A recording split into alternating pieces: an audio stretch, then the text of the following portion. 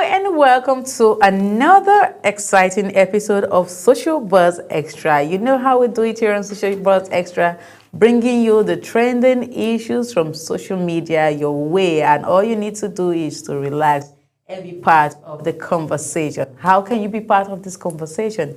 You can either watch on DSTV channel 365 or Star Times channel 276, or use any of our handles, especially the YouTube handle, and be part of the conversation. On YouTube is Global TV NG. Subscribe and click on that bell-like icon to notify you whenever we come your way. I am Ogot Kumobna, and we're about to dive right into the conversation. But before we do that, I have with me Anna. Anna, how are you doing? I'm good. How are you doing? I'm very well, thank you. Are you ready for all the trending gist? Of course, I'm ready. Okay, let's bring it on.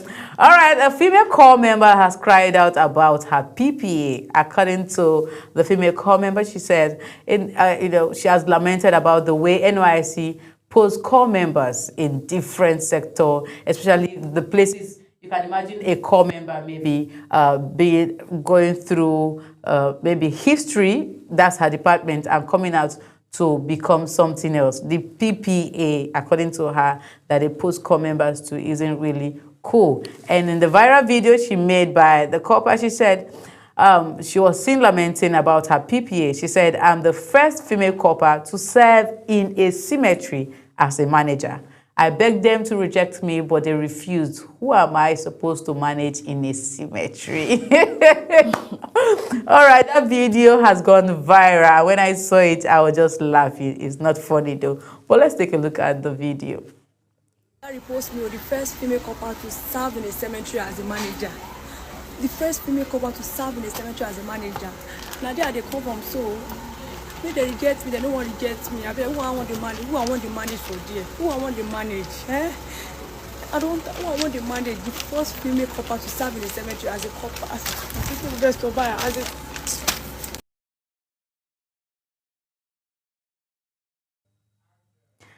Right, we'll see in that video. As funny as it actually looks, or you get to hear it, is so funny. It's actually also not funny at the end of the day when you look at it. Most times, students or corps members are being posted to places where they are not even needed. They have no idea of what's going on in that particular sector. We've talked about the fact that corps members are being posted to states where that is so far from their own region, like it's even too much. I think I talked about this last week, and I said if corps members, I think it's time for us to now be security conscious and make sure that we don't post them far away from their own, where they studied, or maybe their states, instead of posting someone who studied in Edo State, posting them to, let's say, Sokoto. Why not just post them around maybe the southern region so that they can at least relate properly? I understand the reason for NYSC when it was, championed in 1975 was to, increase integration and all of that, relationship between youth in different part of the country, but it's not becoming too much. So down to the PPA part. Anna, we heard that young lady complaining about her PPA. She was actually posted to a cemetery, and you could see her holding her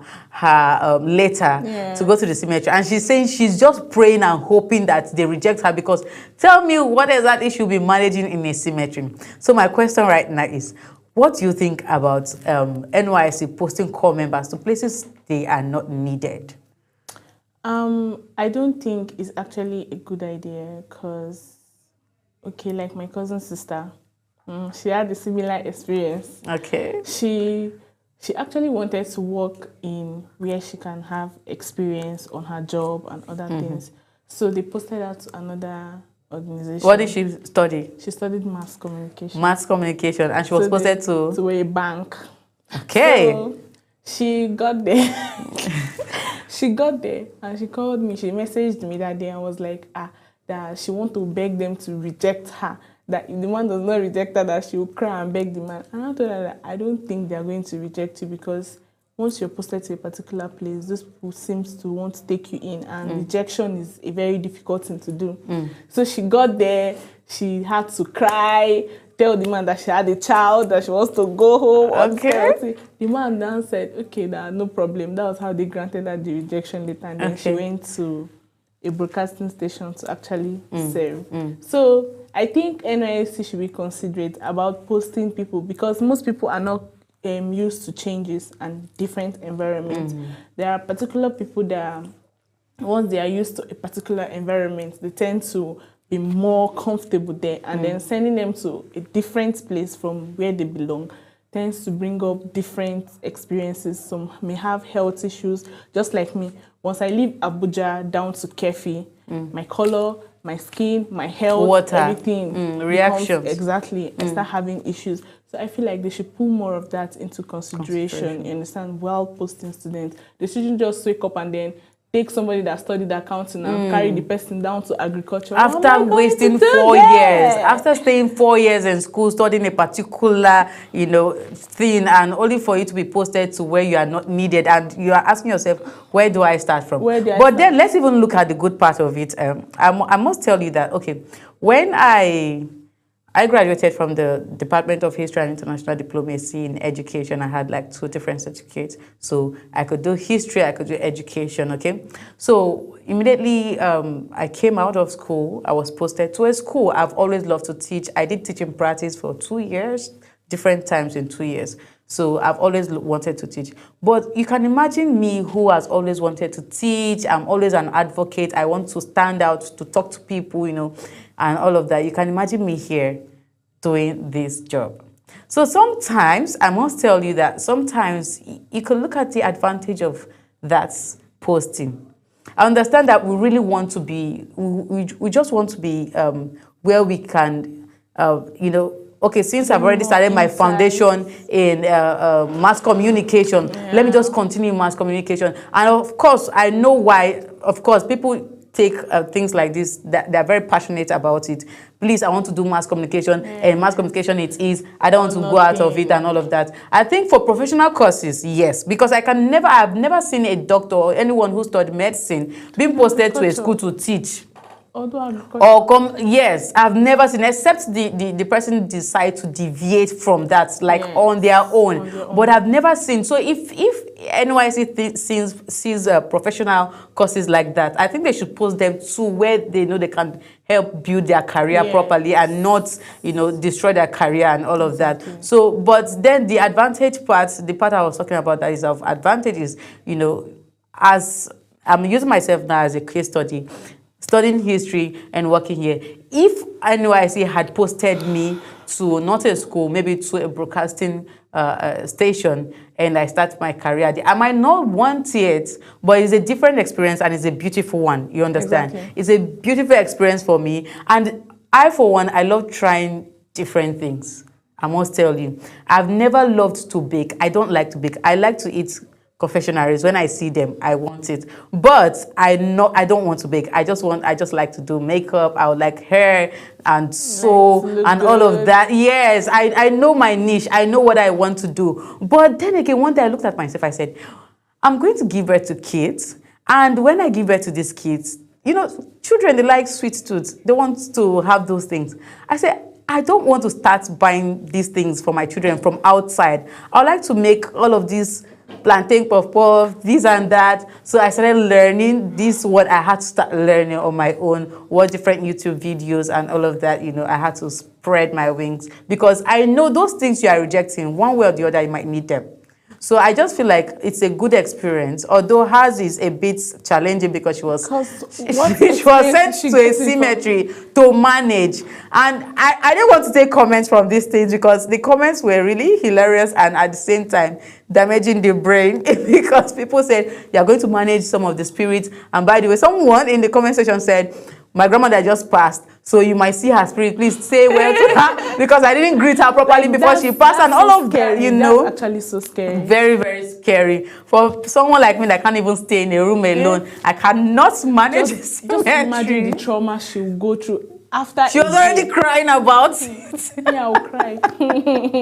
But then again, one part is NYC, please, when you see professional courses, please try to post these core Yeah, members to a exactly. professional organization where they can fit in and work properly. But on the, in the long run, please take every opportunity as a blessing and work towards it. Not everybody who actually studied something is working towards that part. Look at it as a blessing and work towards it. Okay, we are out from NOIC and its shenanigans. So we are moving over to a very pressing issue right now in the country. I will champion Kanu's release if he shows remorse, Sheikh Gumi says.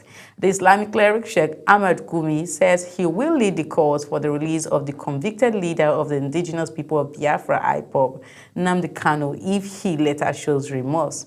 Well, last Thursday, Nnamdi Kanu was convicted of 7 counts of terrorism by the Federal High Court in Abuja and sentenced to life imprisonment.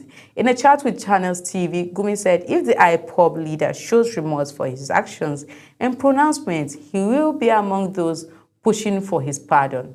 This Kanu that was imprisoned for terrorism for agitating that our soldiers should be killed, if this same Kanu now will show remorse and also call for peace, honestly, I'll be in the forefront in calling for his pardon and amnesty. He went ahead to state an example. He said, look, Shagari, our president, we are from the same town. Shagari gave amnesty to Ojukwu. Look at Umar Yaradua. He gave amnesty to the Niger Delta militants who have also committed acts of terrorism. So this is how we are, he said.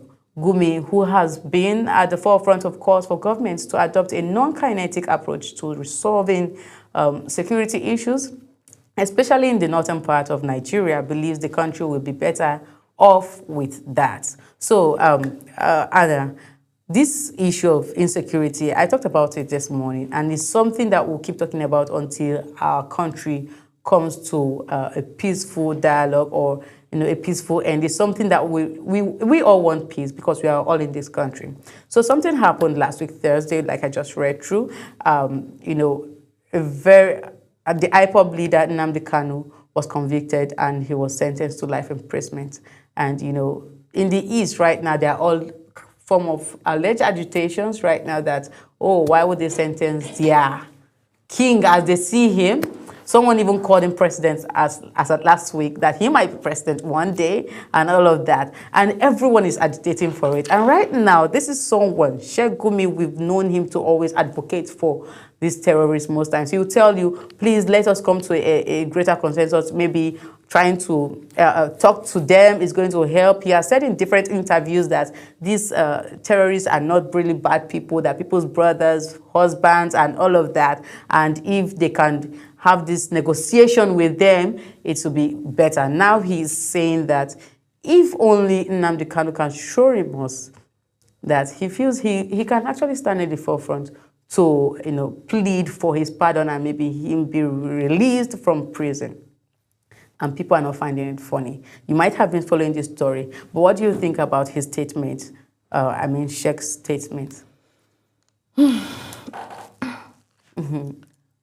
To me, I feel like I don't see the reason why they will sentence Nnamdi Kanu to life imprisonment instead. Okay. Because there was a video I watched of him making a statement where he was asked that if they should grant them what they were looking for, that was there going to be violence and anything. And he was like, no, that he's not encouraging the use of what do they call it? The use of guns or fighting, or that he just wants a peaceful protection of his people. But there are other videos that came up, that we saw him saying that they should kill Nigerian soldiers when they see Nigerian soldiers. He was talking to IPOBs that when they see the IPOB soldiers, or Biafran soldier, by the way, that when they see Nigerian soldiers, they should kill them and all of that. I think he was trying to radically take his place, trying to get his own country, like the IPOB nation. Or the Biafran nation, I beg your pardon. He was trying to get the Biafran nation. So most of those videos that they've all seen, they're all in the internet. They've all accumulated, and they feel like this person is a threat to national security. And that's why those charges, they are the reasons why they put him behind bars and say, okay, just stay there because you are threatening our national security. But I think the reason why most people are not very comfortable with this statement made by Sheikh Gumi, because people are now saying that this same Sheikh is the person that is saying, let us have a talk with terrorists.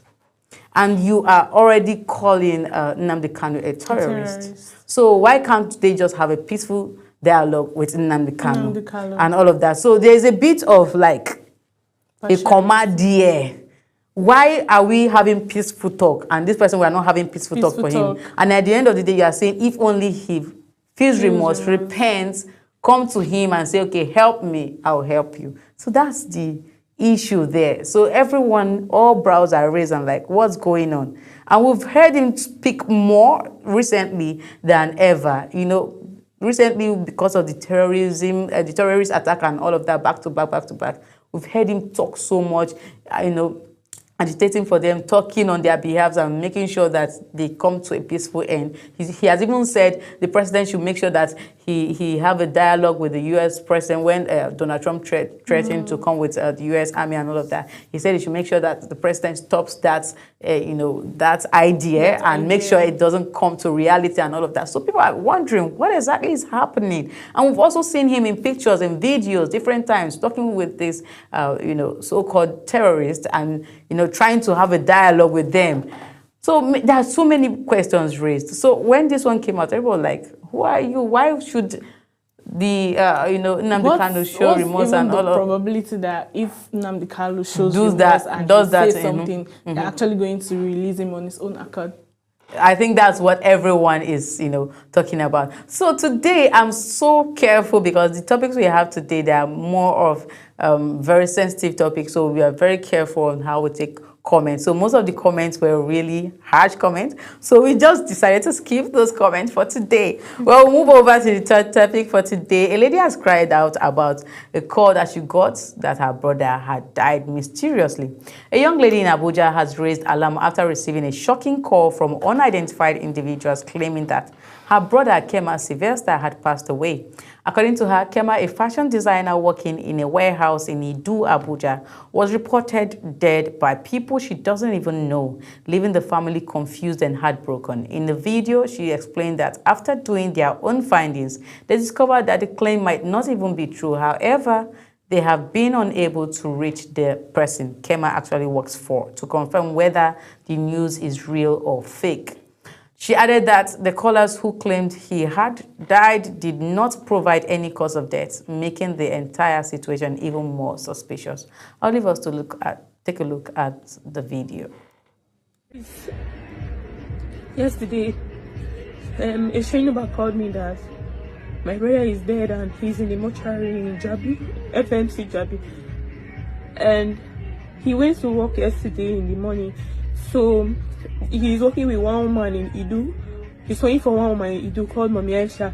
Please, TikTok, help me do your thing. I don't have the woman's contact and I don't know her residence. So please share this video. Mami Aisha, if you see this video, please reach out to me. I'm going out now to go. I will just go and be looking for him because I don't know where I will go right now. It seems as though he entered kidnappers' hands because the way we spoke to them is not confirmed that it's Mami Aisha that was talking. I know that the woman is called Mami Aisha. She sews in Nidu, and my brother used to sew for him. So yesterday he went to go and work for him, and the number called that he's dead and he's an mortuary. But after all interrogations, we got to discover that it was all lies. So it seems more like it's one chance or kidnappers and enter. Please TikTok, please help me achieve this video. Help me take this video viral. Mami Aisha, please, if you see this video, please reach out to me. And Sylvester's brother. We'll go talk. We are coming back to the station tomorrow morning. So we'll talk. What will happen is that we are going home now. No problem. Where are you going?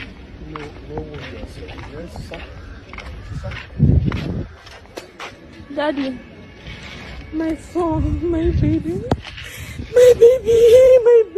my love. No, this is not what we agreed on. My love, why have you done this? God, why did you let me down? Why did you put me to shame? It's okay. No. No. No, this is not my love. This is not my baby. This is not my son. No, mommy. You want to kill my mother. Help want to kill my... Hey! Holy Ghost fire. I rebuke this. I rebuke it. I rebuke it. I rebuke it. I rebuke it.